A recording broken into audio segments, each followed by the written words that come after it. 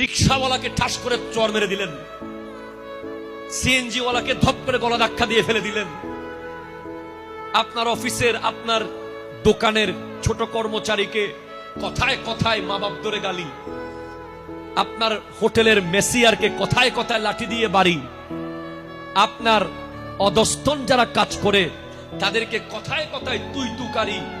না না না, হ্যাঁ আপনি শাসন করবেন, একবার দুইবার তিনবার আপনি শাসন করবেন। এখন আমরা মনে করি যে সোয়ারের বদলে লাথি দিতে পারলে আমি বোধহয় জিতে গেছি। কথা বলো, ঠিক কিনা কথা বলো। আমরা মনে করি যে আমাকে সোয়ার দিছে, আমি যদি লাথি দিতে না পারি আমি তো শেষ।